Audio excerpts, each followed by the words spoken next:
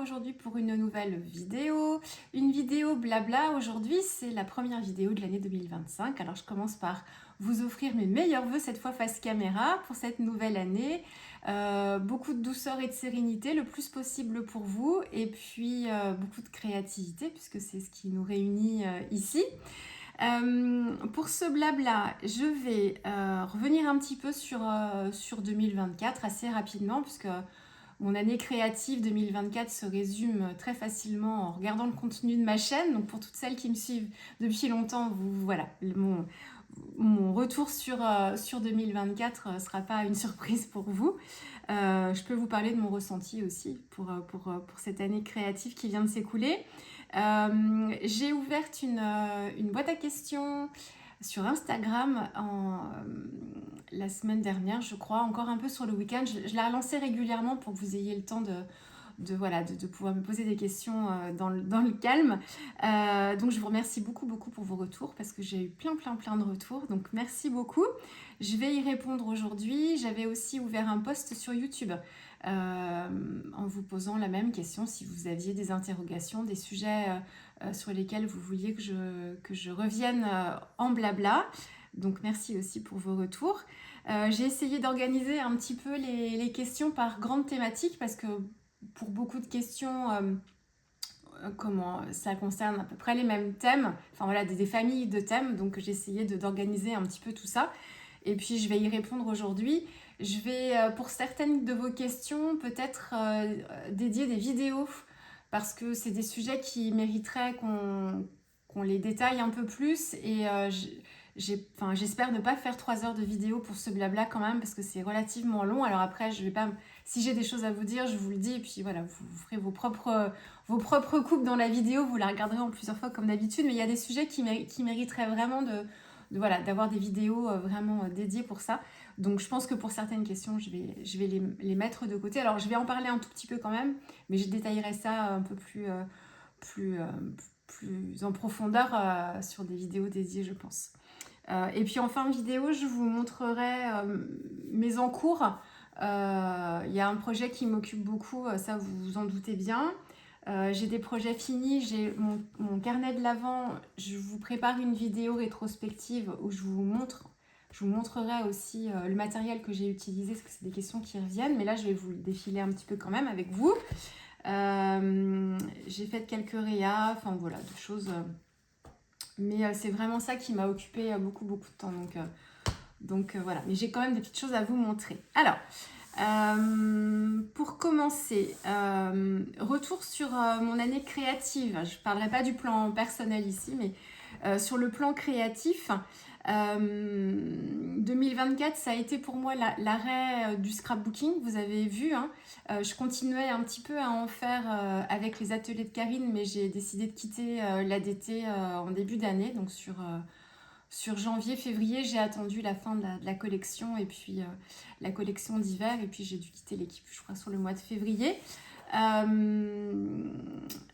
Est-ce que ça me manque le scrap? Parce que du coup, vous avez vu qu'en 2024, j'ai pas touché à un die ou quoi que ce soit. J'ai vraiment laissé ça de côté. Est-ce que ça m'a manqué en 2024? Pas du tout.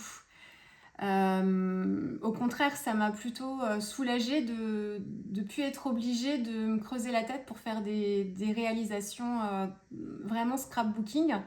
Je vous l'avais expliqué, hein, non pas que les produits de Karine ne me plaisaient plus, non pas que... Enfin voilà, j'étais très bien dans cette DT. En plus, qui était un peu... Voilà, c'est toujours un peu difficile quand on quitte une équipe dans laquelle on se sent bien. Les filles de l'équipe sont super et tout, enfin c'était très bien, mais je me sentais,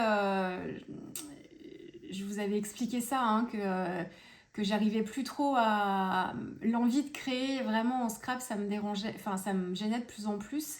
Et puis même si j'étais libre de pouvoir créer ce que je voulais avec les produits de Karine, j'avais pas du tout de cahier des charges dans mes réalisations. Je pouvais faire que de l'art journal si je voulais, mais du coup, ça me gênait par rapport à tous les produits qu'on pouvait recevoir, notamment les die et tout ça, de ne pas les utiliser et de priver quelqu'un qui utiliserait tout, voilà, de prendre la place de quelqu'un qui pourrait montrer voilà, les collections de Karine vraiment dans leur intégralité. Donc Donc du coup, bon voilà, c'était vraiment le dernier truc qui me reliait vraiment au scrap. Et une fois que j'ai lâché ça, que j'ai quitté l'ADT, eh bien du coup, j'ai pas du tout... ouais, alors si, quand je dis j'ai pas retouché à des dies, si, puisque j'ai participé en tant qu'invitée créative au Rectagular Challenge.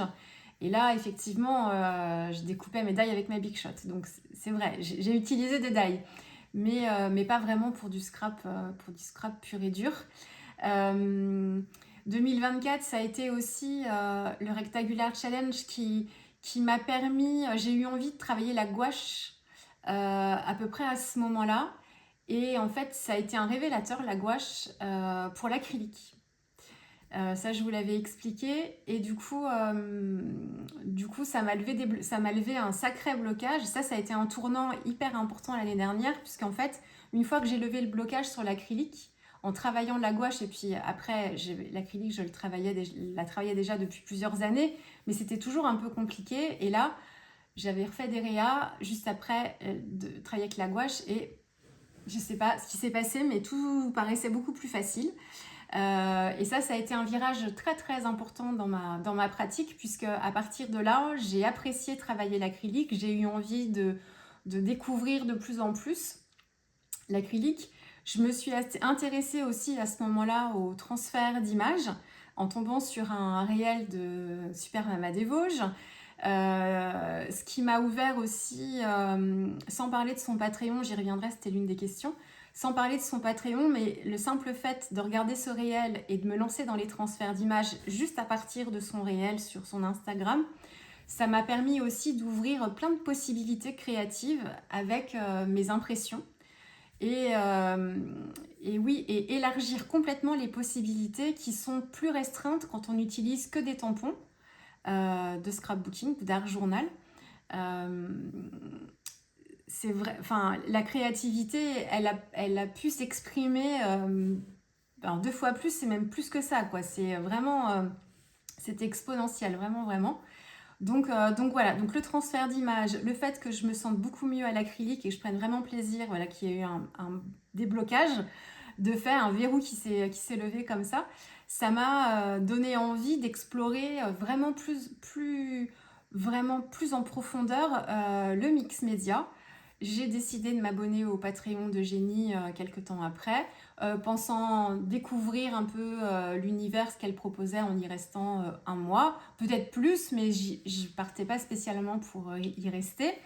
Et puis bah, j'ai découvert non seulement son univers, mais sa façon de nous partager, bien sûr ses compétences techniques qu'elle nous transmettait, mais surtout les pistes créatives qu'elle nous proposait ou les sujets sur lesquels elle nous proposait de travailler. Et ça m'a beaucoup plu. Moi qui veut faire de l'art plastique depuis longtemps, mais qui n'ai pas trouvé le temps, n'ai pas trouvé les cours qui me correspondaient aussi. C'est pas qu'une question de temps. Je parle pas des cours de dessin, mais vraiment des cours d'art plastique où on touche vraiment plein de médiums différents. Sur Nantes, j'ai pas vraiment trouvé de cours qui correspondaient à ce que je recherchais en termes d'univers. Et Eugénie, du coup, je suis vraiment dans cet esprit-là. Donc je vais vous en reparler. Donc du coup, le Patreon d'Eugénie. Et alors après, voilà, une fois que j'ai mis le pied dedans, j'ai eu envie d'explorer vraiment ça au maximum. Et je me suis éclatée vraiment vous avez vu, hein, à faire tout ça. Et puis, c'était aussi la découverte d'un nouvel... je faisais déjà de l'art journal et du mix média déjà, puisque quand je travaillais autour des tampons, je travaillais aussi du mix média. Le mix média, c'est utiliser plusieurs médiums différents sur une même réalisation. Donc j'en faisais déjà, les pâtes de texture, tout ça. Mais je travaillais beaucoup avec les tampons. C'était un travail d'illustration, entre guillemets, avec des médiums de texture et de choses comme ça. Mais vraiment, le mix média, tel que nous l'explique Eugénie, c'était encore un univers à part. Et du coup, ça m'a donné accès à plein d'artistes que je connaissais pas forcément. J'en connaissais certains, mais là, j'en ai découvert encore plus. Et après, après c'est de fil en aiguille. Le Wanderlust aussi, ça aussi, je vais vous en parler. Donc voilà, donc 2024, ça a vraiment été vraiment l'arrêt total du scrapbooking en début d'année avec la dernière d'été dont je faisais partie, vraiment pure scrap. Et puis ensuite, vraiment, la redécouverte de l'acrylique qui est vraiment comment? J'allais dire le bonheur, mais c'était pas forcément ça, mais vraiment le plaisir de travailler avec ces médiums-là et de mélanger, de travailler avec les doigts, la matière, tout ça. Donc ça a été vraiment ça un peu le résumé 2024, c'est vraiment ça, c'est l'exploration du mix média et c'était pas juste quand on commence à explorer un univers, on se demande toujours, on sait pas si ça va durer, ça peut être une passade, on peut se dire tiens oui enfin je vais faire ça pendant un ou 2 mois et puis après je vais me lasser. Et en fait non, je m'intéressais au sujet et plus j'avais envie et c'était un peu comme avec l'aquarelle, plus j'en faisais et plus j'avais envie d'en faire. Et puis ça continue encore cette année, puisque ça va être dans les questions de 2025 aussi. Donc voilà, et puis fin 2024, c'est la période du December Daily. Ça aussi, c'est une question qui m'a été posée. Et là aussi, c'est la première année depuis 11 ans où je ne faisais pas la même chose en décembre que les années passées. Donc, je vais vous en reparler de ça pour 2025 aussi. Donc voilà pour 2024. J'ai adoré faire le carnet de l'Avent sur le mois de décembre. Ça aussi, ça a été un plaisir fou de faire ces pages. Pas forcément tous les jours d'ailleurs, mais c'était top, top, top. Donc voilà. Et puis 2024, ça a été aussi, c'était l'arrêt du scrap, mais c'était pas l'arrêt de l'aquarelle, puisque vous m'avez vu travailler plein de réalisations pour Chou, notamment avec l'aquarelle. Et je vous ai proposé des choses aussi autour de l'aquarelle en 2024. Donc c'était aussi de l'aquarelle, mais l'aquarelle, c'est un médium que je connais déjà. Alors que le mix média, j'avais encore plein de choses à découvrir. Donc forcément, quand c'est tout nouveau, voilà, on a envie d'y accorder un petit peu plus de temps. Donc voilà pour 2024 sur le côté créatif. Pour 2025, alors parmi vos questions, la première question c'est que c'est... Alors vous avez été plusieurs à me poser cette question-là, c'était comment vas-tu? Alors, je vous remercie, ça va bien. Je commence l'année avec une entorse, mais c'est ma 4e, donc j'ai l'habitude de choroder. Elle est moins méchante que la précédente, donc j'espère que je serai pas gênée pendant plusieurs mois comme la dernière fois, mais je pense pas, j'espère pas. Mais rien de bien méchant. Comment? À part ça, voilà. Après, sur le plan personnel, je m'étendrai pas ici. Voilà, mais ça va. Vous m'avez demandé justement, donc ça fait le lien avec un peu la fin 2024, le December Daily. Est-ce que finalement j'en ai fait un ou pas? Est-ce que je compte en faire un sur janvier? Je vous avais dit que j'avais rien démarré en décembre, qu'il n'était pas exclu que je fasse quelque chose après coup avec les photos du mois de décembre. Donc vous m'avez demandé si j'avais fait quelque chose ou si je comptais faire quelque chose. La réponse est non. Je vais rien faire. Je vais peut-être faire plus tard, je sais pas, un album photo sur le net, je vous l'avais dit, ça avec les photos qu'on a prises en décembre. Mais je ferai pas de December Daily. Je ferai pour 2024, il n'y en aura pas. Et alors la question après, c'était Stéphanie qui me posait cette question. Est-ce que ça m'a manqué? Et après, il y a d'autres questions, mais en rapport avec le mix média. Est-ce que ça m'a manqué le December Daily? Pas du tout. Et pour autant, j'ai créé sur décembre. Je pense que ce qui m'aurait manqué, c'est de ne pas créer quelque chose, de ne pas avoir un projet, en fait. Mais comme je me suis lancée dans le carnet de l'Avent, j'avais un projet sur décembre. Et ça m'a occupé, je vous dis, quelques journées en décembre. Mais le mois de décembre est, comme pour chez beaucoup de personnes, très chargé chez nous. Puis nous, on a aussi des anniversaires, pas mal dans la famille, qui tombent au mois de décembre. La course aux cadeaux, enfin voilà, le Père Noël, tout ça, les commandes Père Noël et tout ça. Donc c'est toujours un mois bien chargé. Puis on essaye de faire aussi des activités, un peu plus d'activités sur le mois de décembre qu'on peut faire que le marché de Noël, enfin ce genre de choses. Donc j'ai pas non plus beaucoup créé, mais je me suis rattrapée après. On m'a demandé si j'avais passé de belles fêtes de Noël aussi. Alors oui, merci, de très belles fêtes de Noël. Par contre, moi, j'ai pas de... Par rapport à mon travail, et là aussi c'est une question, j'ai pas de vacances à Noël, moi. C'est le grand rush au travail. Donc au contraire, même les journées sont assez denses.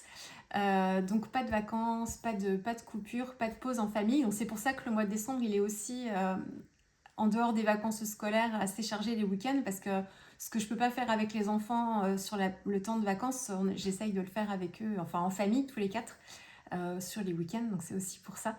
Mais je vais vous en reparler de tout ça. Donc non, non, ça m'a pas du tout, ça m'a pas du tout manqué. Ce qui m'aurait manqué, oui, c'est de pas avoir un projet en fait sur ce mois-là, même si le carnet de l'Avent, il n'a d'avant que son nom et que le fait que j'ai quand même fait des pages et puis que c'était un challenge du 1er décembre jusqu'au 24. Mais les thématiques à l'intérieur ne sont pas des thématiques spéciales de Noël ou des choses qu'on aurait fait à Noël non plus. Il y en a quelques-unes, mais pas tant que ça. Mais par contre, c'est un projet sympa que j'ai aimé faire, moi en tout cas, sur le mois. Donc ça, c'était pour le December Daily. Ensuite, beaucoup de questions sur mes prochains projets, mes envies pour 2025. Alors, je vais commencer par les questions. Quels sont tes nouveaux projets, tes prochains projets, mes objectifs pour 2025? Quels sont tes nouveaux projets? Prévois-tu un retour à l'aquarelle? Vas-tu rester chez Chou?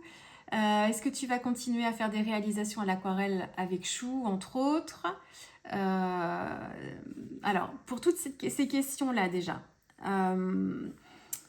mes nouveaux projets ou mes objectifs pour 2025. Alors, on m'a demandé si j'avais envie de tester de nouvelles choses, de nouveaux médiums ou de choses comme ça. J'ai pas d'envie particulière cette année, en plus de ce que j'ai déjà... Enfin, hormis continuer à explorer les médiums que j'ai déjà. Parce que j'en ai déjà beaucoup et exploré déjà quand même pas mal. Alors, je connais pas tout, bien sûr, mais... Parmi tous ceux que j'ai, ça fait vraiment partie de ceux que j'ai envie de... L'acrylique, vraiment continuer à travailler avec ce médium-là.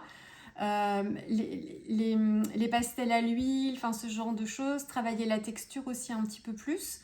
Donc ça, c'est toujours des médiums que j'utilisais beaucoup en 2024 et que je vais continuer d'utiliser en 2025. Donc ça voilà, mais il y a pas de, j'ai pas spécialement, j'ai des feutres à alcool, mais j'ai pas spécialement envie pour 2025 de, alors je ferai peut-être des réas si j'ai envie avec, mais comme ça c'est pas forcément une envie enfin c'est pas quelque chose dont j'ai envie spécialement là, mais il est pas exclu que j'en fasse, mais c'est pas ce que j'ai envie de développer en tout cas. Ce que je veux vraiment développer, c'est vraiment vraiment l'acrylique et le travail à l'acrylique pour que je sois de plus en plus à l'aise.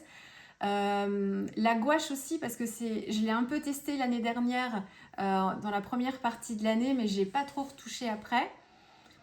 Donc pourquoi pas, mes gouaches intégrées au mix média. J'ai des tubes de gouache que je vous avais montré, avec lesquels j'ai travaillé sur le Rectangular Challenge notamment. Donc j'avais des linens et quoi d'autre, je ne sais plus. J'avais une autre marque aussi de gouache. Là, je me suis acheté des gouaches Holbein, mais des gouaches acryliques pour me permettre quand je travaille avec la gouache, que la gouache soit permanente une fois qu'elle est séchée. Parce qu'il y a le côté acrylique qui vient rendre la couleur permanente. Parce que ce qui me dérangeait beaucoup avec la gouache, c'est que quand je refaisais des couches par-dessus, je redéplaçais en fait la couche du dessous. Alors ça, c'est une question encore une fois de pratique et de coup de main et d'expérience. Mais si je veux l'intégrer au mix média, je me suis dit que je serais peut-être plus à l'aise avec des gouaches acryliques, d'autant que les gouaches autrement classiques, j'en ai déjà. Donc j'ai commencé un peu dans le carnet des couleurs à déjà faire des nuanciers avec certaines couleurs. Donc peut-être effectivement les gouaches, si voilà, quelque chose que j'ai pas beaucoup travaillé, que j'aimerais peut-être, j'aimerais bien poursuivre. Donc voilà. Après, en termes d'envie créative pour 2025, et ça rejoint d'ailleurs une autre question que j'ai trouvée assez intéressante, parce que effectivement, elles sont toutes intéressantes vos questions, mais il y en a certaines qui font écho vraiment à des choses. C'est, je vous reparlerai de chou après, pas de scoop. Hein, tic, tic, quelle nouveauté, soit produit, soit format, soit autre chose tu voudrais tester en 2025? Les prochaines marques que je voudrais tester, aquarelle, mix média, d'autres envies d'exploration en 2025. Qu'as-tu envie d'essayer comme technique on y vient. Qu'as-tu envie d'essayer comme technique en 2025? Et alors, du coup, et quelle technique ai-je envie de tester, mais qui me ferait peur de commencer? Eh bien, dans vraiment ce que je veux, c'est pas nouveau, mais ce que je veux vraiment intégrer, enfin, ce que je veux me forcer à faire pour cette année, c'est à intégrer plus de dessins dans mes pages d'art journal et de mix média. Ça, c'est quelque chose que j'ai essayé de faire déjà. J'ai entamé ça un petit peu sur l'automne. Je me suis vraiment mis ce truc-là en tête pour ce carnet-là. Je me suis forcée à intégrer des choses. Alors, c'est pas forcément... On est plusieurs à parler de dessin en ce moment dans nos objectifs 2025, parce qu'on a échangé avec certaines déjà en message privé avec certaines d'entre vous, vous et moi, mais aussi sur le Patreon d'Eugénie. Eugénie, d'ailleurs, ça fait partie de ses objectifs 2025, c'est de faire un petit dessin tous les jours pour se remettre un petit peu au dessin. Moi, c'est pas tant ça, c'est me forcer à ne pas m'interdire d'incorporer des dessins dans mes différents projets. Sous prétexte que je ne sais pas dessiner, mais à force de le dire, c'est sûr que si je fais rien, j'y arriverai toujours pas. Et c'est surtout de me dire, mais c'est pas parce que tu sais pas dessiner des super trucs que tu peux pas incorporer des dessins qui peuvent quand même faire illusion, et c'est surtout qui apporterait quelque chose d'encore plus personnel à tes réalisations. Et en me disant ça, c'est dans des vidéos YouTube là, justement sur ce carnet-là, je vous en parle un petit peu de ça. C'est en essayant d'être bienveillante avec moi-même, c'est d'arrêter de me juger, de me critiquer toute seule sur ce que je fais, sur justement ce côté dessin qui m'énerve parce que j'arrive pas à faire ce que j'ai en tête. Mais c'est arrêter de me juger, et c'est surtout que quand j'ose faire quelque chose, ne pas me critiquer, moi, toute seule. Et déjà, si j'arrête de faire ça, et si j'intègre des dessins, et puis si c'est bien, si c'est pas bien, tant pis, mais au moins j'aurais tenté quelque chose. En plus, il peut y avoir des belles surprises parce que je me suis surprise là sur le carnet des couleurs. Donc c'est vraiment, c'est plus une forme d'état d'esprit. En fait, il faut que je me mette dans un mood de c'est pas grave si c'est pas parfait, c'est pas grave si c'est pas à la hauteur de ce que tu espères. Mais il y a des choses simples que tu peux intégrer dans tes réas, et ça, en fait, alors ça commence à venir, à me dire, ouais, mais ça je peux peut-être le dessiner quand même, surtout sur des choses qui sont basiques, sur des formes, enfin, je sais pas, enfin, je vais dire un truc hyper simple, mais enfin, ça me viendrait pas à l'idée de me dire, je vais imprimer un rond. Bah non, je vais le dessiner, je vais prendre un compas, enfin... Donc c'est vraiment sur des choses un peu basiques, c'est de me dire, essaye de dessiner un truc ou de suggérer quelque chose, et peut-être que quand même, déjà rien que ça, incorporer plus de dessins dans mes réalisations pour qu'il y ait un petit peu plus de... Enfin, il y a beaucoup de moi dans mes réas, mais il y a un peu plus de ma main, quoi. Vraiment essayer d'intégrer de plus en plus ça. Et ça, je vous en ai parlé aussi dans comment... Dans les cours d'Eugénie, alors son Patreon aussi bien sûr, mais dans son cours La Voix des Fleurs, je me rappelais jamais il y avait fleurs dans son cours, mais c'est La Voix des Fleurs. Dans son cours La Voix des Fleurs, ça m'a beaucoup aidée parce que je me suis rendu compte qu'en fait, on pouvait réussir à faire quelque chose, à intégrer des éléments dessinés sans pour autant être hyper précis et hyper doué, et que ça pouvait être intéressant. Et du coup, j'ai vu, même en participant à son cours, je me suis dit, oui, mais j'y arriverai jamais, encore une fois. Mais c'est de se dire, j'y arriverai pas alors qu'on n'a même pas essayé. Donc, faut arrêter. Hein. Après, il y a des sujets sur lesquels on peut être... moi, je sais que sur le dessin, je vais être comme ça. Par contre, je vais pas être comme ça pour l'acrylique, pour l'aquarelle. Je vais avoir tendance à me lancer complètement et à rater, c'est pas grave. J'ai moins de difficultés à me lancer dans un projet, quitte à le louper en aquarelle et en acrylique. Alors que pour le dessin, c'est vraiment... je freine vraiment comme ça, quoi. C'est les quatre pieds, les quatre fers, là. Je suis vraiment... c'est vraiment fou d'être comme ça. Et c'est vraiment pour le dessin, parce que pour d'autres choses créatives, ça m'a pas fait ça. Enfin, je me lançais et puis on verra bien. Le dessin, c'est vraiment, vraiment un sacré blocage. Donc déjà, d'avoir fait l'atelier La Voix des Fleurs avec Eugénie, plus son Patreon aussi, où elle nous montre aussi quelques petites astuces, sans faire des choses non plus merveilleuses, mais déjà se débrouiller et puis s'autoriser à après faire d'autres mots. Là, je vous en ai parlé pour les fleurs. Pour les fleurs, les feuilles, j'aurais jamais fait... Enfin, ce que je vous ai fait, Jardin Secret, pour moi, c'est énorme. Enfin, si faut que je m'encourage aussi. Il y a que moi qui peux m'encourager toute seule, hein, pour voilà, me motiver, mais j'aurais jamais osé, j'aurais ne serait-ce que jamais osé me lancer dans ces feuillages-là avec le porte-plume avant de faire son cours. Pourtant, on n'a pas travaillé les feuillages dans son cours, on a travaillé les fleurs. Mais finalement, on est dans des mouvements et tout ça. Donc ça m'a donné confiance en me disant, en fait, il y a des choses, c'est pas, enfin, c'est possible en fait, et sans que ce soit non plus des trucs super précis.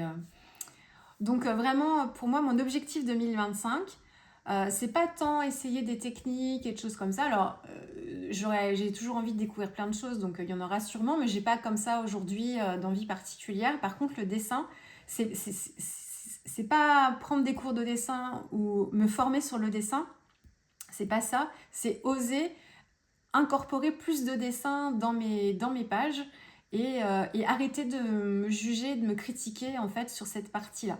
Je le fais pas beaucoup sur mes réas en règle générale. Enfin, ça va me plaire, ça va pas me plaire, mais je vais pas avoir un œil. Je, je suis rarement satisfaite à 100%. Je vois toujours ce que je peux améliorer, mais du coup, c'est des critiques constructives. Je suis pas en train de me dire t'es nul, t'arriveras jamais. C'est juste, tiens, ça j'aurais pu le faire la prochaine fois, je ferais ça différemment, ou tiens, là j'ai un peu foiré mon truc, mais je sais pourquoi, la prochaine fois je ferai pas comme ça. Donc c'est plus pour avancer. Mais le dessin, c'est vraiment, mais non, mais de toute façon, tu n'arriveras jamais. Enfin, c'est plus cet état d'esprit que je veux changer. C'est en fait changer mon état d'esprit par rapport à ça. Prendre des cours de dessin peut-être plus tard, un jour. Mais déjà, si je fais rien avec ma main, je risque pas non plus d'affiner mon geste et de le rendre un petit peu plus précis. Donc, ouais, donc dans toutes ces questions que vous m'avez posées sur mes projets 2025, mes nouveaux projets, ben, j'en ai pas vraiment. C'est continuer le mix média, c'est continuer à travailler dans mes carnets, peu importe le format, le support. Prévois-tu un retour à l'aquarelle? Alors oui, ici, ça c'est prévu bientôt pour vous. Donc oui. Et puis de toute façon, j'ai pas vraiment arrêté l'aquarelle. Alors c'est vrai que ça vous a fait enfin pas peur, mais j'ai eu pas mal de commentaires comme ça où vous vous demandiez quand est-ce que j'allais revenir, est-ce que j'allais revenir à l'aquarelle avant que je lance ma FAQ d'ailleurs. Euh, J'arrête pas du tout parce que je peux pas, j'adore tellement ça. Par contre, comme c'est le médium que je maîtrise le mieux et dans lequel je suis le plus à l'aise parce que je le pratique depuis longtemps, puis pour moi, autant l'acrylique, c'est pas du tout inné, alors que ça peut être inné pour d'autres personnes. Enfin, inné, ça peut être. Vous pouvez considérer ça, vous, l'acrylique, comme le médium beaucoup plus facile et accessible pour vous. Et alors que l'aquarelle, pour vous, vous trouvez ça super dur. Bah, moi, c'est l'inverse. L'aquarelle, pour moi, c'est assez intuitif.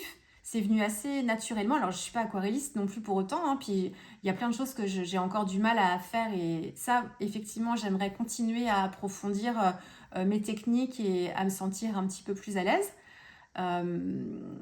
Mais comme c'est déjà un médium que je travaille depuis très longtemps, que j'ai quand même pas mal exploré, du coup, je peux me permettre de le laisser un peu de côté et de me concentrer en fait sur le mix média que je pratique, que j'ai moins pratiqué et pour lequel j'ai encore plein de choses à explorer.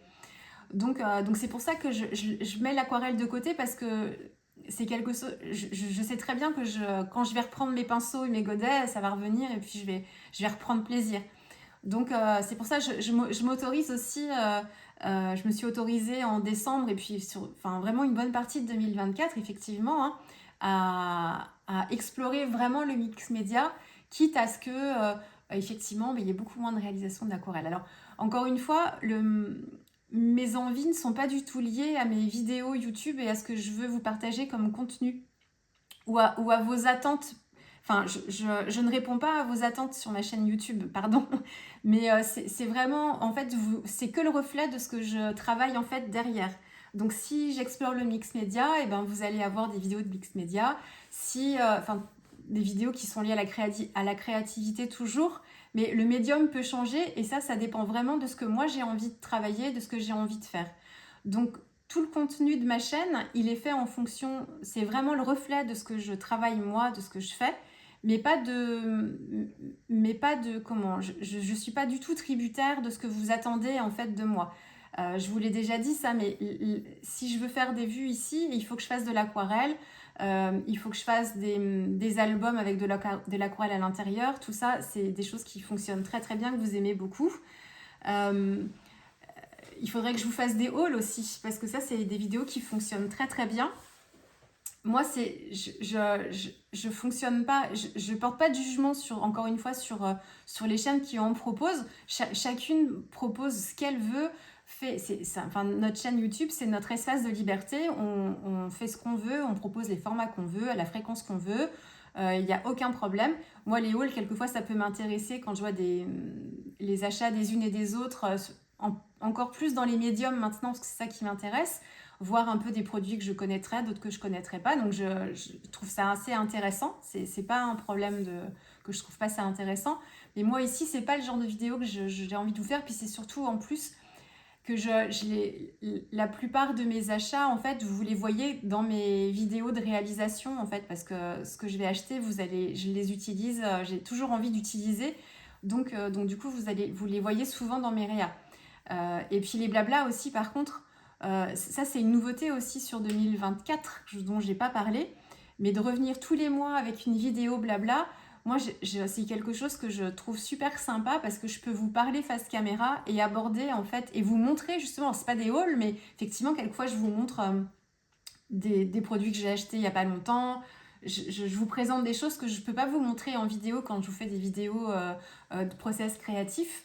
Donc ça, c'est vrai que j'ai oublié de dire, mais en 2024, les vidéos blabla tous les mois, j'ai pris beaucoup de plaisir à revenir vous voir en fait régulièrement et à pouvoir parler plus ou moins longtemps, souvent longtemps, face caméra et échanger en fait et vraiment vous partager oui, des ressentis ou de revenir sur des questions, enfin ce que je fais là aujourd'hui aussi. Ça, c'est vraiment super. Encore une fois, c'est les vidéos que je vous propose ici, et c'est pareil dans le contenu que vous pouvez vous attendre à voir en 2025, ce sera encore une fois le reflet de ce que je ferai derrière. Donc si j'ai envie, je ne sais pas pourquoi, de travailler, enfin que le dessin, alors c'est pas demain la veille, mais il est fort possible que voilà, enfin vous verrez vraiment ce que je suis en train de faire là, juste dans mon petit bazar organisé, plus ou moins, s'il est organisé quand même, parce que je retrouve quand même mes affaires juste ici. Donc, voilà, donc non, l'aquarelle n'est pas terminée du tout, du tout, du tout. C'était même pas une pause, c'était juste que quand j'ai pas tout mon temps non plus et que je suis obligée de faire des choix. Donc je peux pas tout faire. Donc c'est juste mettre de côté un temps pour pouvoir explorer autre chose. Et puis je suis jamais très longtemps sans y revenir parce que ça me manque. Hein. Donc voilà. Donc non, je n'arrête pas l'aquarelle du tout. Le retour à l'aquarelle, ben, il est déjà là, présent. Vas-tu rester chez Chou? Alors, tant que les sœurs Céline et Natalia voudront bien encore de moi, oui. Après, à moins qu'il se passe de mon côté quelque chose, mais dans tous les cas, oui. J'aime toujours autant leur marque, leur collection. J'utilise de moins en moins de tampons, vous avez remarqué ça aussi, depuis que je fais du mix média, parce que en fait, je me plonge dans des univers différents et je m'entoure d'autres, enfin ça me laisse encore plus de liberté créative, de pas me cantonner en fait à être quand je vais travailler une thématique, à me dire est-ce que j'ai le tampon qui convient? Non, je ne l'ai pas. À regarder sur le net s'il n'y a pas une marque qui propose le tampon qui pourrait convenir à la thématique. À acheter aussi du matériel et tout. Donc,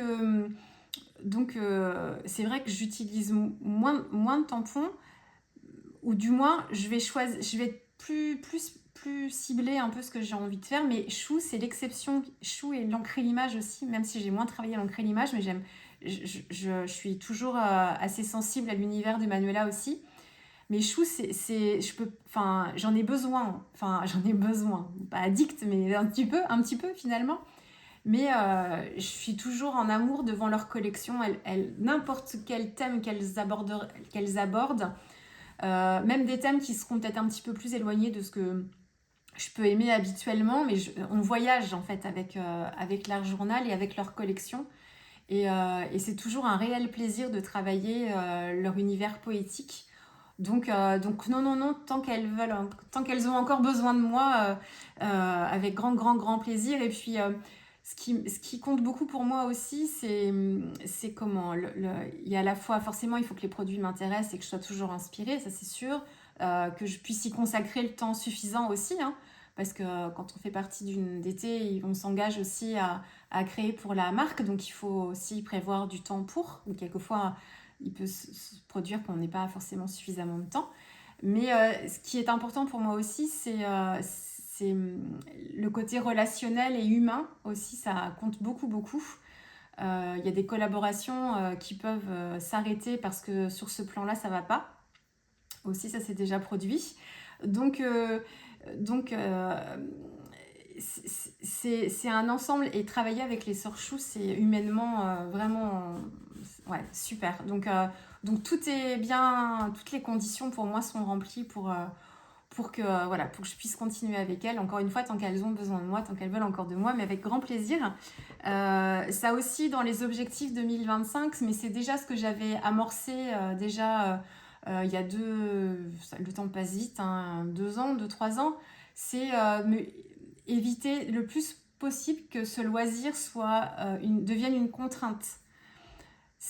Je vous l'ai déjà dit ça, et j'ai eu l'occasion d'en discuter avec vous déjà il y a quelques temps, mais quand j'avais fait ma vidéo concours pour mes 10 000 abonnés sur ma chaîne, donc c'était pas en 2000, c'était en 2023, j'avais eu l'occasion de revenir sur ça, sur le fait que comment c'est un loisir créatif pour moi, c'est pas un travail, c'est pas mon travail, et que les contraintes en fait commerciales et de rendement et de productivité, enfin pas de rendement et de productivité, mais je veux dire, moi c'est mon loisir quoi. Donc quand on fait partie d'été, on s'engage, il y a en règle générale un cahier des charges et on s'engage à faire, voilà, on se dit voilà, si tu fais partie de cette DT, tu auras tant de à faire. Alors ça dépend, hein, il y a enfin chaque DT a son fonctionnement, ça peut être il y a plein de formes différentes, mais donc quand on s'engage à être dans une DT, bah, il faut accepter les conditions de la DT aussi. Donc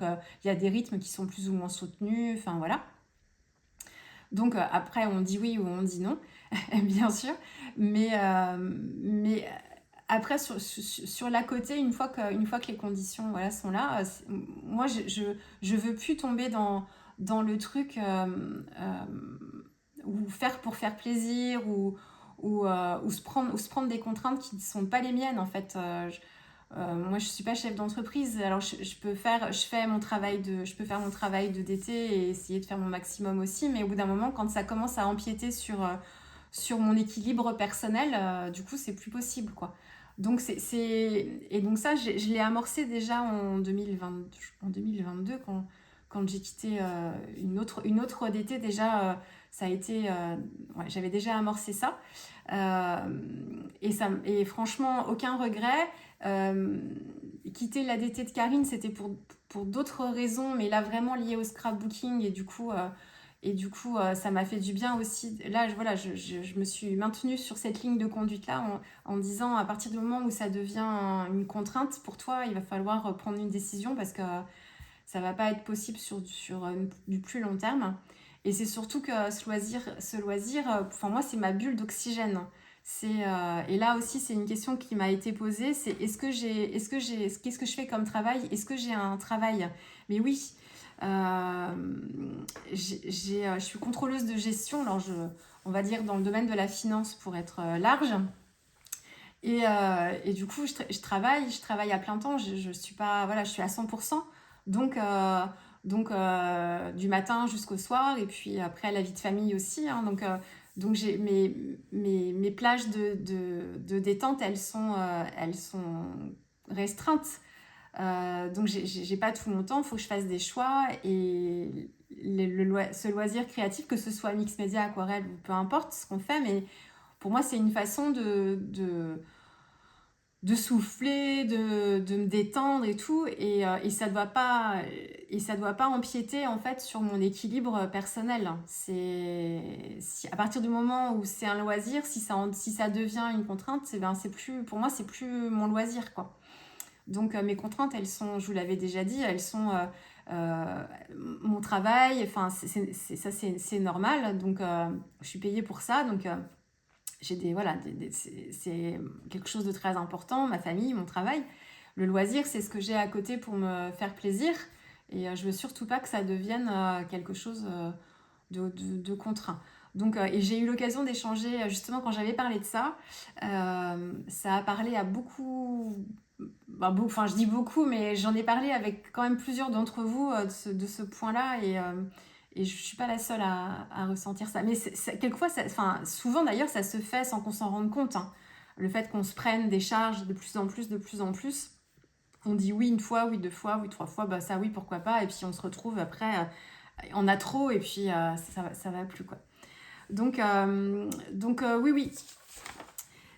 Chou toujours, si elles, ouais, si elles ont toujours besoin de moi, avec grand plaisir. Et l'aquarelle, c'est pas du tout fini, hein, pas du tout, du tout, du tout. Donc les nouveautés produits, bah, pas forcément de nouveautés, non. Nouveautés produits, soit un format, soit autre chose que tu voudrais tester en 2025. Bah, c'est pareil, j'ai pas de nouveau format non plus. Je travaille dans des carnets, j'ai plusieurs types de carnets, les Lamali, j'ai ceux que je vous avais montrés aussi, je les ai pas encore, j'ai pas eu le temps encore de travailler avec, mais j'ai le pèlerin de Lamali, j'ai celui-ci aussi, le Nil Giris, je sais pas s'il s'appelle comme ça. On m'a demandé d'ailleurs sur celui-ci, c'était l'une des questions, que effectivement, je vous l'avais dit, hein, qu'il n'était pas fait pour l'aquarelle, hein, sa bave, c'est un effet un peu buvard. Et on m'a demandé si j'allais faire des vidéos si j'allais travailler dedans, et si oui, si j'allais faire des vidéos dessus, de ce que j'allais faire dedans. Oui, je travaillerai dedans à un moment, ça c'est sûr. Et oui, je vous ferai des vidéos si j'ai l'occasion, si ça correspond. Quelquefois, je peux faire des tests. Mais oui, comme pour le reste, je vous montrerai bien sûr ce que j'ai fait dedans. Donc ce ne sont pas vraiment des nouveaux formats, mais un peu quand même, parce que c'est des carnets que je ne connais pas. Donc voilà, en nouveau format, mais autrement, non, c'est continuer de travailler dans mes carnets, que ce soit accordéon, sur des pages, des feuilles volantes aussi, enfin un peu de tout, mais c'est rien de spécialement nouveau.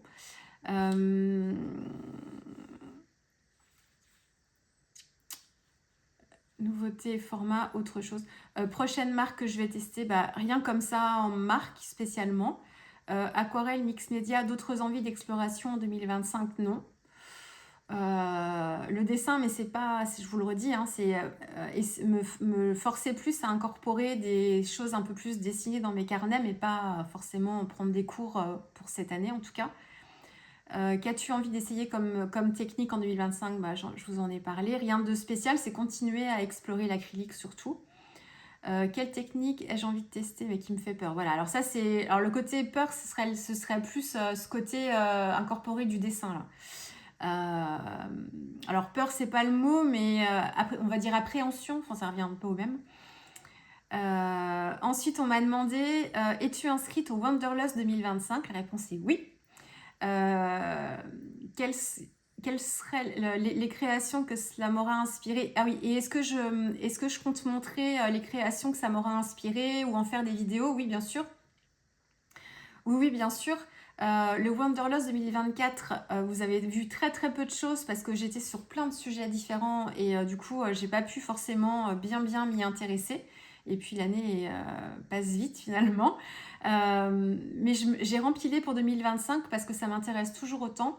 Et même si je crée pas spécialement en fonction de la thématique ou de la vidéo qui est publiée sur la semaine, parce que c'est un cours sur une année en fait avec un cours par semaine. Même si je ne crée pas quelque chose à partir de la vidéo de la semaine, le simple fait de la regarder, ça va m'inspirer. Je vais garder ça dans un coin de ma tête aussi. Donc, pour certaines, je vais pouvoir réaliser les leçons.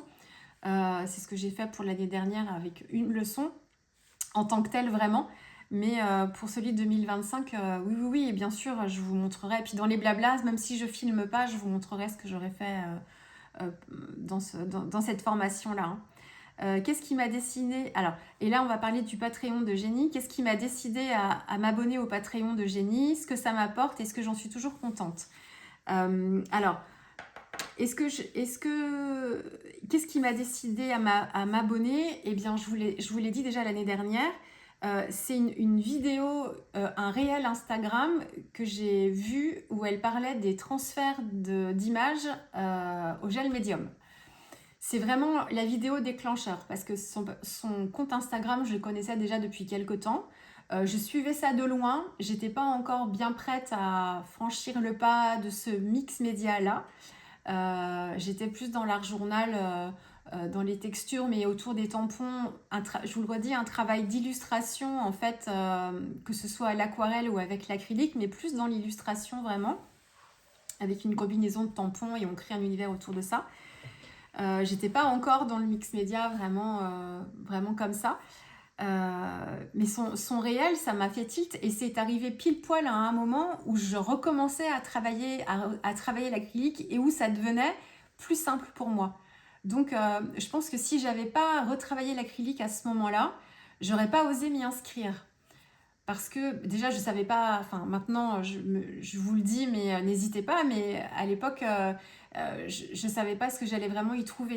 Donc je pense que j'aurais pas sauté le pas. Et j'ai hésité, j'y ai réfléchi quelque temps, hein, déjà, en début d'année, déjà 2024, je commençais déjà un peu à y penser, mais sans que ce soit bien concret, tout ça.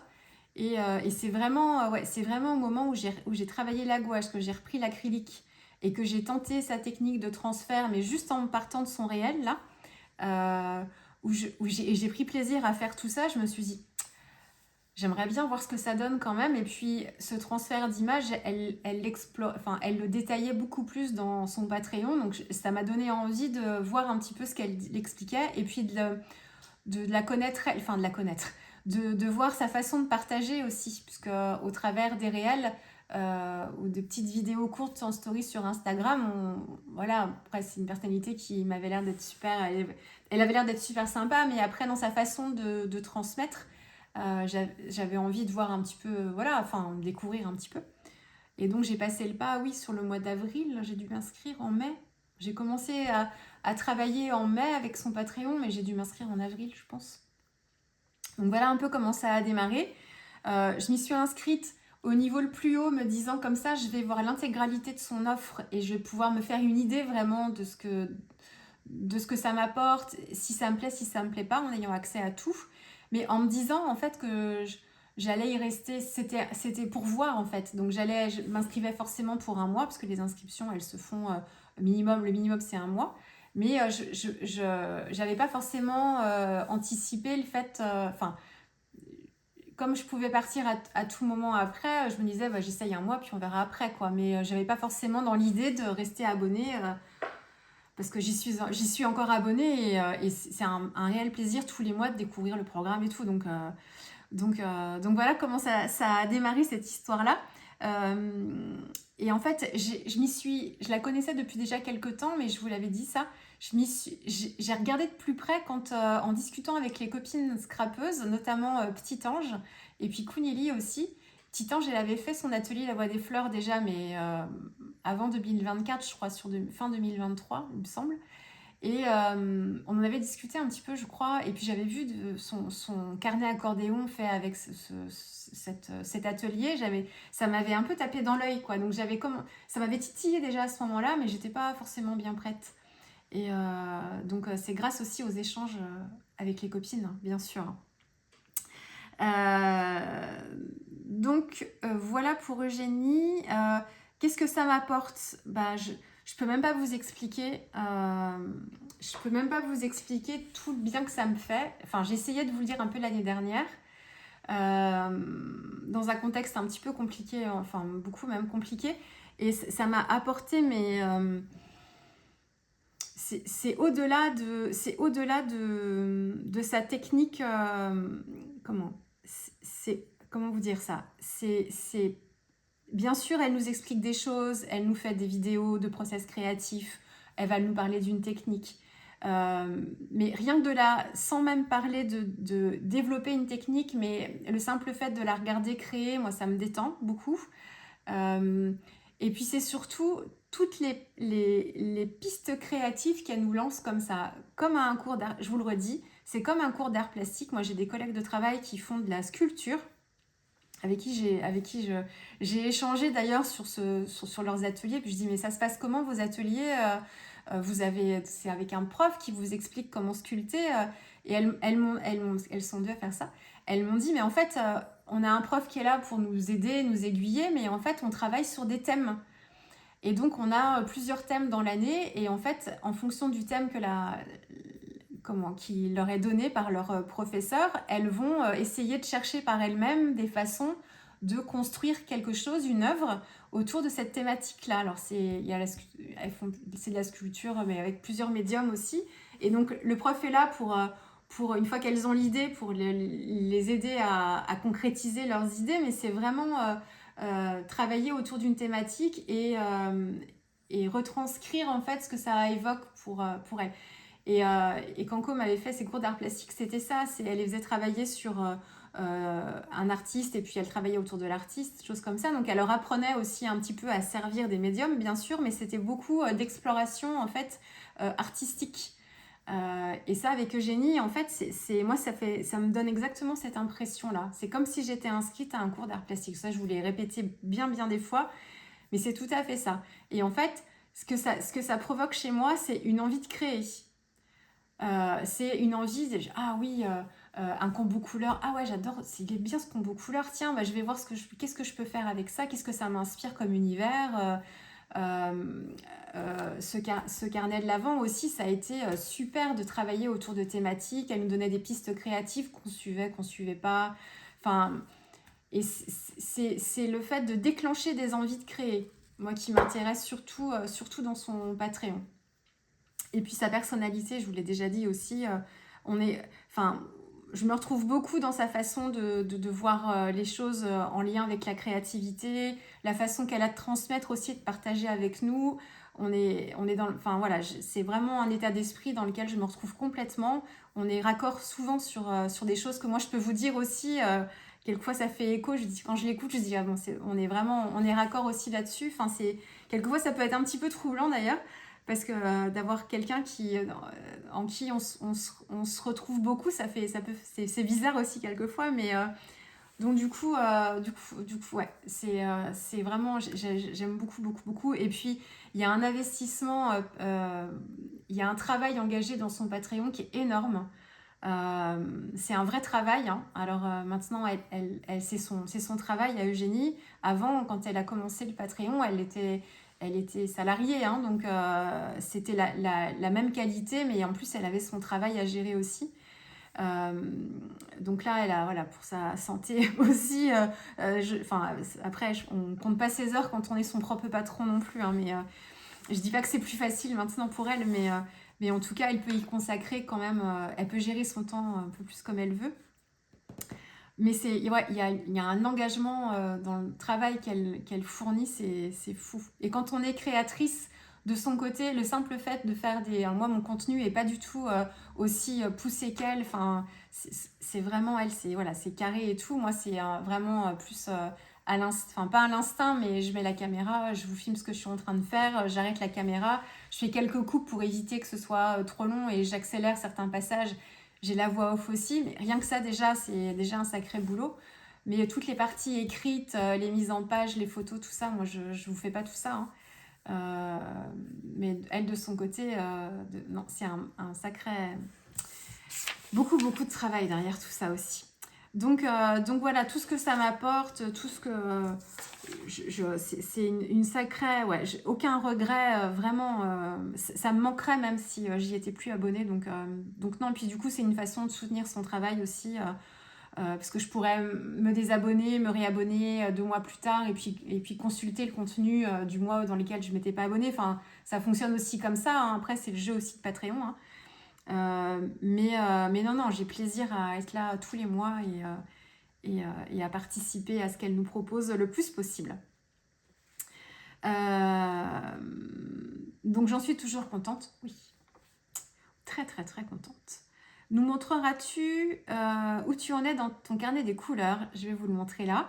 Ça c'est Scrapline et Tinky Scrap aussi qui me demande quel carnet as-tu pris pour le carnet des couleurs? Est-ce que tu nous le montreras? Voilà. Donc oui, le carnet des couleurs, donc c'est un projet qu'on a commencé avec Eugénie au mois de... Alors on a commencé à y réfléchir en septembre, on a dû commencer en octobre, hein, je crois. On a fait le orange, le brun en novembre, je crois, le rouge en décembre, et là en janvier on attaque le bleu. C'est un projet qu'on peut prendre comme on veut, on peut faire... travailler la couleur, il y a plein de façons de travailler la couleur avec plein de médiums différents. Certaines vont avoir envie de travailler la thématique plus autour de l'aquarelle ou de médium aquarellable. D'autres vont mixer des choses. Moi, je me concentre un peu plus sur les acryliques. Enfin, sur les médiums qui me serviront à faire mes pages de mix média. Donc, c'est d'abord l'acrylique et puis ensuite l'aquarelle parce que je ne peux pas trop m'empêcher. Puis ça me permet de faire un petit point aussi sur les couleurs que j'ai. Alors, je ne peux pas mettre toutes les marques que j'ai parce que j'en ai un petit peu trop. Donc, je fais des choix. Alors, le bleu, là, sur ce mois-ci, je ne vous explique pas. Donc, ouais, c'est un super projet. On est de plus en plus nombreuses à être sur ce projet-là. Et même sur le Patreon d'Eugénie, d'ailleurs, je vous l'ai dit. Ça me fait vraiment plaisir pour elle de voir que la communauté grandit. Il y a beaucoup de scrapeuses qui, depuis, vous me faites des petits coucous. D'ailleurs, je vous le redis au passage, c'est trop mignon quand vous me taguez en me disant c'est quand Anis nous en a parlé dans un blabla. Donc, merci de me faire des petits coucous au passage. Donc c'est un projet qui est très qui rassemble beaucoup parce qu'en fait on peut être nombreuses à le faire mais pas l'aborder de la même façon. Donc ça touche plein de personnes et plein de profils de créatifs différents. Donc ça c'est super. Alors dans quel carnet je travaille? C'est les carnets en fait Venezia. C'est la marque Fabriano qui fait ça. C'est un papier lisse. Est-ce que je peux vous... Je sais pas si vous verrez grand chose. C'est un papier, vraiment un papier type... c'est un peu comme le Fabriano, le Mix Media Fabriano. On n'est pas très loin de ça. Qui est relativement épais. C'est pas un papier aquarelle hein, du tout. Je sais pas si vous verrez peut-être pas la texture là. C'est un carnet qui est beaucoup utilisé d'ailleurs pour tous ceux qui font justement du mix média dans des journaux parce que c'est un tout-terrain, la reliure est assez résistante et on peut faire plusieurs techniques dessus. De la pure technique aquarelle, non, enfin, c'est pas que ça marche pas dessus, mais on n'aura pas les effets de l'aquarelle classique dessus. On aura un effet aquarellé sur un papier qui sera un papier mix média. Mais il est résistant, il tolère l'ajout d'eau. Franchement, c'est très pratique. Hein. Moi, c'est un grand format. Je suis partie sur un grand format. Eugénie, elle, était partie sur un petit format. Est-ce que je l'ai là? Hop, c'est sur les talents, en fait, les art créations. Elle est partie sur un format comme ça, avec un papier type sketchbook. Donc du coup, elle travaille avec... Elle a plus de pages par couleur que moi, parce que le carnet a plus de pages. Par contre, les pages sont plus petites. Moi, j'ai pris ce format-là. Je voulais un format A4 pour avoir la place de travailler dedans. Et pour autant, j'adore travailler sur ce grand format parce que j'ai justement la place de faire des choses. Mais j'aime beaucoup le côté plus petit et le côté vraiment carnet de recherche où on va justement faire des petits dessins, essayer des trucs et tout. J'ai pas de regrets pour autant hein, parce que j'aurais été frustrée. Enfin, je pense que j'aurais fini par être frustrée pour certaines choses.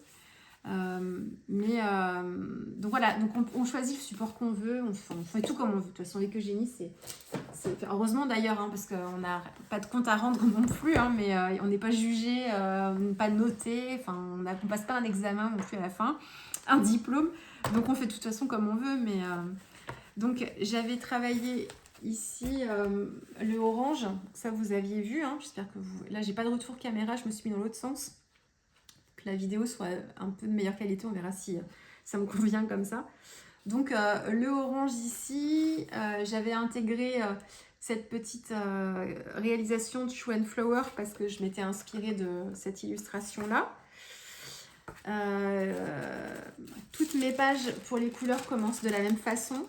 C'est-à-dire que j'ai d'un côté un tableau, comme une sorte de tableau d'inspiration avec les photos que j'ai glanées sur Pinterest. Et puis de l'autre côté, ou quelquefois j'intègre des nuanciers aussi ici, mais j'ai plus la partie nuancier où je vais référencer un peu dans différents médiums la couleur qu'on travaille sur ce mois. Donc là pour le orange j'avais à peu près ça, mais je me suis rendu compte que pour une couleur que j'utilisais pas beaucoup, j'en avais quand même pas mal de médiums en orange. Donc certains mois je vais y incorporer là j'avais dû mettre quoi pour le orange, j'avais mis mes crayons distress, j'avais mis du néocolor aussi, des Posca, des encres liquides, mais c'est pas, je le fais pas systématiquement. Ça vous aviez vu aussi, j'avais fait une page journal, enfin j'avais fait un mix page d'art journal et grid en dessous. Donc j'avais tout travaillé d'un seul coup, enfin d'un seul tenant, et j'avais retravaillé après séparément le haut, ici. Enfin je sais plus comment j'avais fait, mais en tout cas le haut était travaillé comme une page d'art journal, alors que les petites cases en bas étaient travaillées comme un grid. J'espère que vous verrez bien. Et puis de l'autre côté, dans le même esprit aussi, mais plus sur des formats de tag. Et puis là j'avais incorporé des choses, des éléments un peu plus naturels. J'ai une plume ici.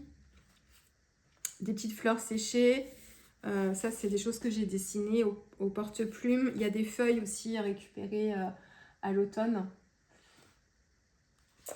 Donc voilà, mais tout ça vous avez déjà vu.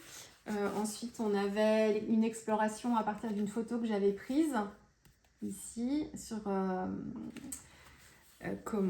l'île aux moines. Ici c'était une aquarelle intuitive. Ça c'est pareil, j'ai adoré reprendre mes aquarelles.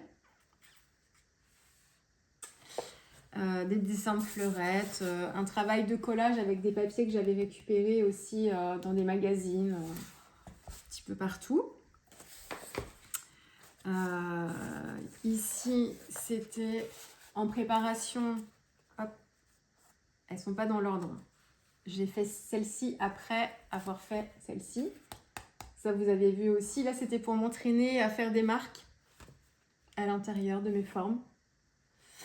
Là c'est un collage type pareil panneau d'inspiration où j'ai mis plein de photos que j'avais pas collées. Je m'en suis servi de certaines pour en faire des réas d'ailleurs, celle-ci notamment.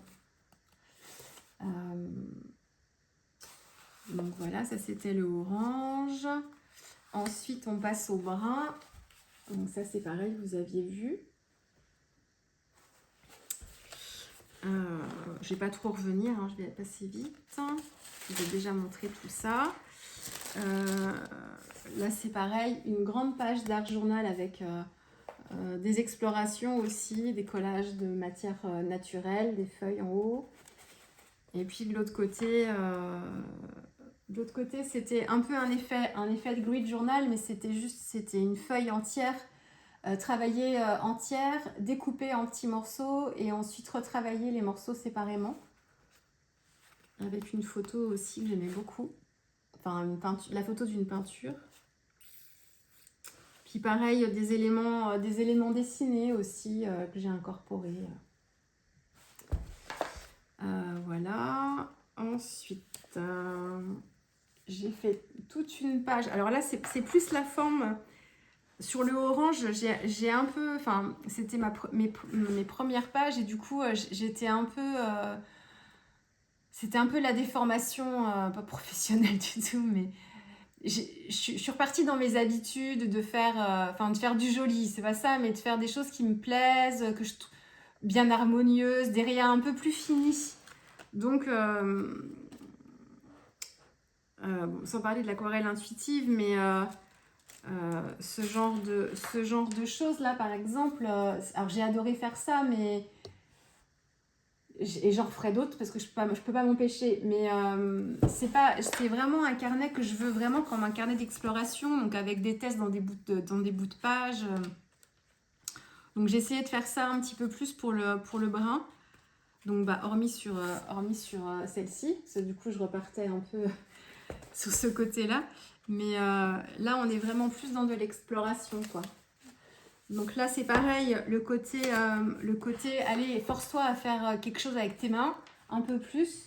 Donc ce que je pensais à peu près, enfin, ce que je pensais un peu accessible, même si c'est toujours difficile pour moi, j'ai essayé de faire. Donc j'ai fait un ours, enfin même deux d'ailleurs, et puis j'ai mis des petites photos d'inspiration à côté pour me rappeler en fait de quelles inspirations j'étais partie. Pareil pour les fleurs de pavot aussi, ici. Et puis de l'autre côté, c'est pareil. Ça, par exemple, j'aurais utilisé un tampon avec des maisons de ce style-là pour me faire mon aquarelle et travailler les brins. Et bien là, plutôt que d'aller chercher dans mes tampons, parce qu'il y a un tampon des ateliers de Karine qui est moins grand que ça, mais qui est un peu dans cet esprit de village comme ça. Puis il y a les tampons de Chou aussi. Et ben là, je me suis dit non, tu vas essayer de les faire parce que finalement, c'est que des histoires de lignes, hein, les buildings. Et puis le côté sympa, c'est le côté, il y a plein d'illustrateurs qui font ça. C'est le côté pas forcément, c'est contrôlé, mais c'est des traits qui sont pas forcément bien droits, bien nets. Hein. Des buildings un peu biscornus aussi. Donc là, c'est pareil, je me suis dit, essaye de faire une skyline comme ça avec des petites maisons. Donc encore une fois, avec des photos d'inspiration, hein, ça sort pas de ma tête toute seule comme ça.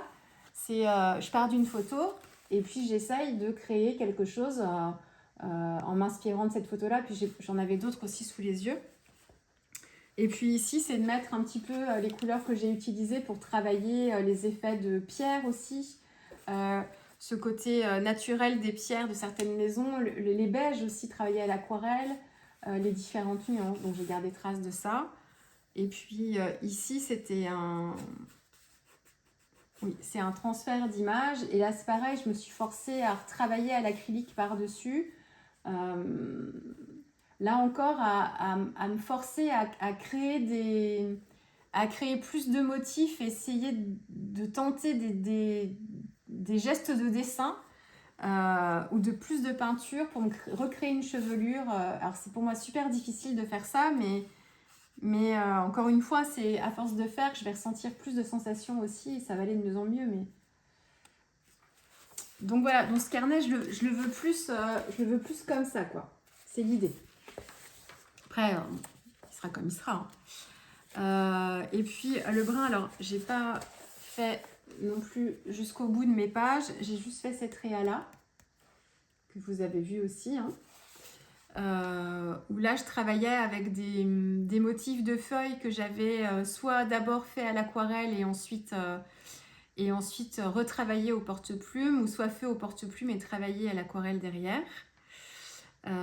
Aquarelle ou plutôt encre Jacques Herbin, de ce que je vois, de ce que j'ai noté. J'ai travaillé les petites marques aussi, les collages, voilà. Des choses travaillées aussi un peu plus dessinées dans le fond. Eugénie nous en parle assez souvent, d'incorporer des motifs comme ça. Alors avec un petit crayon léger, là ça devait être un Néocolor 1, en gris bleuté comme ça. Donc voilà, ça c'est pour le brun. Et puis alors en décembre c'était le rouge, donc Ce que j'ai fait en fait, c'est que comme j'étais beaucoup sur le carnet de l'Avent, j'ai préféré m'intéresser plutôt à ça en me disant de toute façon le carnet des couleurs c'est un fil rouge, c'est qu'à le dire avec la couleur rouge là, mais c'est un projet sur une année, puis même qui s'arrêtera pas spécialement en juin. Enfin, je pourrais toujours le compléter en fonction de ce que j'ai envie de faire dans ces thématiques là. Donc ce que j'avais fait déjà, c'est je m'étais imprimé des photos d'inspiration. Et ce que je souhaite faire pour ce carnet, c'est même si j'ai pas le temps de faire autre chose, c'est au moins à chaque nouvelle couleur, c'est au moins d'imprimer mes photos d'inspiration. Mes tableaux Pinterest par couleur, ils sont faits au fur et à mesure que je vois quelque chose qui m'intéresse. Puis quelquefois, quand j'ai un petit peu de temps dispo, mais que je peux pas forcément créer parce que pas disponible pour ça, mais que je suis devant la télé, puis on en fait autre chose, mais que j'ai mon téléphone dans la main, mais que je suis pas forcément en train de créer, je scrolle un peu Pinterest et puis je vais faire des recherches de thématiques sur les couleurs par exemple. Et donc je vais agrémenter mes tableaux, remplir mes tableaux Pinterest déjà de photos. Et puis ensuite, une fois que j'ai mes tableaux, j'imprime les photos qui me parlent le plus ou sur des thématiques que j'ai envie d'explorer sur cette couleur. Et puis après, c'est vraiment d'essayer d'écrire mon petit mot avec des papiers récupérés dans mes fonds gel presse ou autres. Ça, c'est Eugénie qui travaille comme ça aussi ces débuts de mois. Et puis, moi, je colle mes inspirations ici. Et puis, c'est au moins aussi, ça prend un petit peu de temps suivant les couleurs, mais c'est au moins de me faire mes petits échantillons, là, mes petits nuanciers. D'abord dans mes acryliques. Donc, je fais d'abord le point, en fait, sur mes acryliques. Et ensuite, mes aquarelles. Mais ça, les aquarelles, c'est pas un truc sur lequel je vais être pointilleuse vraiment. Enfin, c'est vraiment d'abord mes acryliques, mes gouaches, les Gansai Tambi aussi, parce que je les utilise plus pour le mix média. Enfin, j'aime bien pour le mix média aussi. Et puis les aquarelles parce que ça me fait plaisir. Mais c'est vraiment l'acrylique que je veux développer en fait ici. Donc pour le rouge, j'ai fait ça.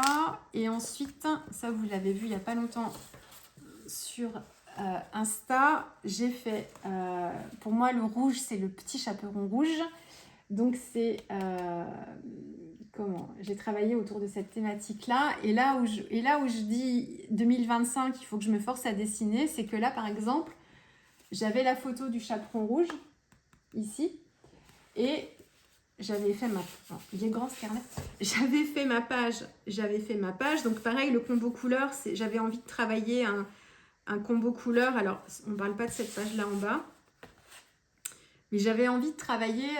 moi, le rouge, c'est pas une couleur que j'utilise beaucoup. Ou ce que j'aime, par contre, c'est en petites touches. Contrairement à ça. Mais c'est vraiment, je trouve que d'incorporer un détail rouge, ça donne tout de suite un petit coup de peps et ça renforce quelquefois des impressions ou ça renforce un peu le message quelquefois qu'on veut faire passer. Donc j'aime beaucoup le rouge en petites touches dans mes réas, mais c'est pas un combo couleur que je travaille énormément quand il est beaucoup représenté. Donc ici en fait c'était de me faire une réa avec ce combo rouge dans une thématique hivernale. Donc c'est travailler le petit chaperon rouge dans un bois, mais un bois l'hiver où il fait froid, donc avec des tonalités très froides aussi. Donc c'est les couleurs que j'ai choisies ici. Et puis ensuite, ce qui m'a manqué, parce qu'au début, bon ça c'est encore autre chose. Au début en fait j'étais que là-dessus. Je sais pas si vous voyez bien, comme j'ai pas de retour caméra. J'étais partie que là-dessus et je me disais il faut que je mette quelque chose ici. Donc j'ai intégré ce motif de feuilles fleurs que j'avais fait mais qui n'avait pas trouvé sa place dans mon carnet là. Et je me suis dit mais le petit chaperon rouge, en plus ça me faisait une sorte de petit bosquet, de petits buissons là. Je dis mais en fait le chaperon rouge il faut à tout prix qu'on puisse voir les oreilles d'un loup quelque part, qui se cache quelque part et renforcer ce côté un peu menaçant quoi. Donc, je m'apprêtais à aller chercher sur Pinterest l'image d'un loup, plutôt dessinée qu'une photo, vraiment, et de l'imprimer pour de l'incorporer. Et je me suis dit, mais alors justement, avec ce côté, le leitmotiv pour 2025, mais est-ce que tu crois pas que toi, Lise, même si tu sais pas dessiner, tu pourrais pas tenter de faire 2 oreilles pointues tout en noir avec un arc de cercle entre les deux oreilles pour faire sa tête. Et puis de montrer juste les oreilles pointues. De montrer juste les oreilles pointues de ton loup, ça suffirait largement à suggérer un loup plutôt que de... Et du coup, il y aura une partie dessinée dans ton carnet qui sera plus de toi. Donc j'ai commencé à faire ça, à faire mon loup avec ses petites oreilles pointues tout en noir. Et puis après, je me suis dit, ok, bah ouais, c'est sympa. Ce serait bien quand même que ce loup, en fait, on puisse le sortir de sa cachette, qu'il sorte du bois, qu'il puisse sortir du bois et qu'on puisse le découvrir quand même. Donc, juste avoir un fond noir avec des oreilles pointues, c'est bien, mais est-ce que peut-être que tu pourrais peut-être dessiner un loup avec des yeux menaçants, peut-être, et puis des crocs? Et donc, du coup, je suis allée sur Pinterest, mais non pas pour imprimer une photo d'un loup ou d'une illustration d'un loup, mais pour regarder, en fait, déjà la photo d'un loup, comment étaient les yeux. Et c'est là, comme ça que j'ai, sur la photo d'un loup, un vrai loup, que j'ai commencé à dessiner. J'avais refait les oreilles, mais j'ai commencé à dessiner les yeux. Vraiment le côté comme ça, là. Les petits yeux perçants qui froncent un peu les sourcils. Et puis après, j'ai dessiné un peu le museau grossièrement en fonction de la photo. Puis là, j'avais plus de difficultés à travailler l'équilibre là-dessus. Et du coup, je sais pas si vous voyez mon petit loup là. Et du coup, je suis allée voir, en fait, j'ai fait une recherche et sur Pinterest, et là aussi, c'est une question que vous m'avez posée, c'est qu'est-ce que je mets comme mot-clé dans Pinterest? Ben, ça dépend de ce que je cherche. Là, je cherchais comment les illustrateurs dessinent des loups, mais de façon enfantine, c'est-à-dire quels sont les éléments marquants d'un loup, les éléments reconnaissables d'un loup, et comment ils travaillent ça ensuite pour que ça... Tout de suite, on voit que ce soit un loup. C'est pas un chien, c'est un loup. Qu'est-ce qui fait, en fait, dans les éléments forts, qu'est-ce qui fait qu'il y a des choses fortes qui vont faire que ça va être un loup et pas un chien, quoi, par exemple. Donc du coup, je suis allée voir sur Pinterest et j'ai cherché, j'ai fait plusieurs recherches. Hein. J'ai fait loup illustration dessin. Enfin, j'ai fait plusieurs choses comme ça. Après, quand je tombais sur une image qui correspondait à peu près à ce que je cherchais, eh ben, je regardais l'image et de l'image, je redéfilais ce que Pinterest me proposait en fonction de cette image-là. Et puis, j'ai fait un mix en fait de ce que j'ai vu. Ce que je voulais, c'était un loup de face. Et je voyais souvent des loups de profil ou de trois quarts, ou des loups de dos, des loups assis, assis de dos. Enfin, je voyais plein de choses, mais pas trop les loups de face. Et j'ai dû tomber sur un truc qui ressemble. C'était pas trop ce que je voulais, mais ça m'a aidé quand même. Et du coup, j'ai complété et je lui ai fait en fait le museau et je lui ai rajouté deux petites quenottes là devant pour le côté encore un peu plus menaçant. Je l'ai travaillé à l'aquarelle et puis, mais vraiment simple, hein. Ça m'a pris 5 minutes, j'exagère, 10 minutes à faire ça. Et quand j'ai vu mon loup, je dis bah finalement ça valait le coup de te lancer quoi plutôt que d'imprimer. Alors la photo aurait été très bien aussi, hein, mais donc quand je vous parle de mes objectifs 2025, et ben c'est ça, en plus là je suis plutôt contente du résultat, mais même si ça n'avait pas été parfait, c'était pas grave, c'était le loup au pire, tant que les oreilles étaient à peu près réussies, de toute façon, même si j'avais loupé le museau et tout, au moins j'avais l'esprit et j'avais un truc un peu plus dessiné, quoi, un peu plus de moi. Donc ça me conforte dans le fait qu'il faut que je continue à pas avoir le réflexe d'aller imprimer des choses, à me dire peut-être, à réfléchir et à me dire peut-être que ça, tu peux peut-être au moins essayer de dessiner quelque chose, quoi. Même si c'est pas du tout super nickel et que ah oui l'oreille machin elle est plus haute que l'oreille truc, l'œil droit il est pas pareil que l'œil gauche. C'est ce que j'ai fait vous allez voir ça après pour les portraits. C'est loin d'être parfait, mais déjà j'ai fait quelque chose et j'essaye, quoi. Donc rien que ça, déjà, je me félicite. Et puis en dessous, du coup, bah, alors là, on est plus dans le côté sanglant, mais quitte à faire une page avec un loup menaçant et un chaperon rouge dans une forêt l'hiver, je me suis dit, j'ai fait tout un système de collage avec des chutes de papier, en fait, dans les tonalités de rouge, que j'ai retravaillé avec de l'encre liquide, Liquitex rouge aussi. J'ai fait des marques et puis ensuite je me dis bah tiens qu'est-ce que je pourrais dessiner pour illustrer un peu la thématique et je me suis fait des arbres. Donc là on est vraiment, c'est le côté sanglant mais c'est la thématique du rouge donc je me suis dit de toute façon vas-y hein, c'est le mois du rouge, le mois de décembre donc allons-y. Donc la forêt est c'est très menaçant tout ça. Donc ça c'est pour le rouge. J'ai rien fait d'autre.